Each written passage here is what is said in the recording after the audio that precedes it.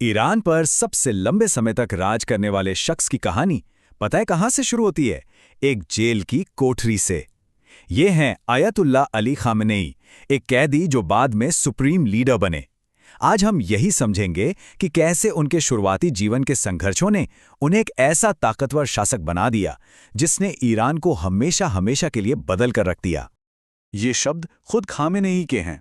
उनके बचपन की एक झलक, गरीबी और मुश्किलों से भरी हुई। लेकिन ये सिर्फ एक बीती हुई याद नहीं है।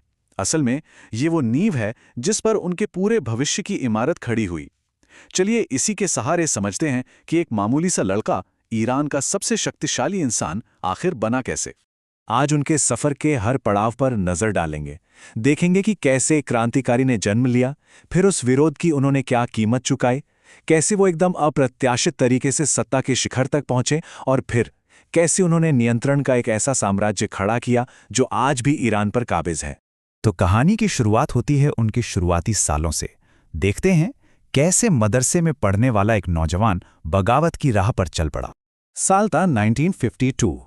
खामेनेई की उम्र थी सिर्फ 13 साल और एक भाषण ने उनकी दुनिया बदल दी। यहीं से उनकी सियासी सोच की शुरुआत हुई और फिर ठीक 10 साल बाद 1962 में वो आयतुल्ला खुमैनी के शागिर्द बन गए। बस फिर तो उन्होंने पीछे मुड़कर नहीं देखा। शाह के खिलाफ उनका विरोध और भी तीखा होता चला गया। लेकिन इस बगावत की एक बहुत बड़ी कीमत थी। अब हम उनके जीवन के उस दौर में चलेंगे जब उन्हें शाह के क्रूर शासन का सामना करना पड़ा। बार बार गिरफ्तारियां, टॉर्चर और देश निकाला। इस टाइमलाइन को देखिए, लगभग 15 साल वो लगातार जेल के अंदर बाहर होते रहे। ये सिर्फ सजा नहीं थी, ये एक तरह की भट्टी थी जिसमें तपकर उनके इरादे और भी मजबूत होते जा रहे थे। खामेनेई के इन शब्दों में उस दर्द की गहराई को महसूस किया जा सकता है। ये सिर्फ जिस्मानी तकलीफ नहीं थी, इसने उनके जहन पर एक बहुत गहरी छाप छोड़ी और यही तजुर्बा बाद में उनके शासन करने के तरीके का आधार बना। अब आता है कहानी का अगला अध्याय, आयतुल्ला खुमैनी की मौत के बाद खामेनेई का ईरान के सबसे ताकतवर पद तक पहुंचना, जिसकी किसी ने उम्मीद भी नहीं की थी। ये सवाल आज भी बहुत से लोगों को हैरान करता है। तो चलिए कहानी के सबसे दिलचस्प मोड़ को समझते हैं और जानते हैं कि एक कैदी ईरान का सुप्रीम लीडर आखिर बना कैसे। सच कहें तो उनका सत्ता में आना एक ऐतिहासिक दुर्घटना जैसा था। वो मर्जा भी नहीं थे, मतलब सर्वोच्च धार्मिक गुरु, जो उस वक्त सुप्रीम लीडर बनने के लिए एक जरूरी शर्त थी। लेकिन फिर भी असेंबली ऑफ एक्सपर्ट्स ने न सिर्फ उन्हें चुना बल्कि उनके लिए संविधान तक को बदल दिया। ये एक ऐसा फैसला था जिसने ईरान का पूरा भविष्य ही बदल दिया। तो सवाल यह है कि ये बेहिसाब ताकत आती कहां से है? चलिए उस रहस्यमयी संस्था के अंदर झांकते हैं जिसे खामेनेई के शासन का असली नर्व सेंटर या कहें कि कंट्रोल रूम माना जाता है। इसका नाम है बैत, यानी सुप्रीम लीडर का दफ्तर। एक वक्त था जब ये एक छोटा सा धार्मिक ऑफिस हुआ करता था, लेकिन खामेनेई के दौर में ये एक समानांतर सरकार बन गया है। इसमें हजारों लोग काम करते हैं और यही ऑफिस ईरान की हर छोटी बड़ी नीति को कंट्रोल करता है। ये चार्ट बैत की असली ताकत दिखाता है।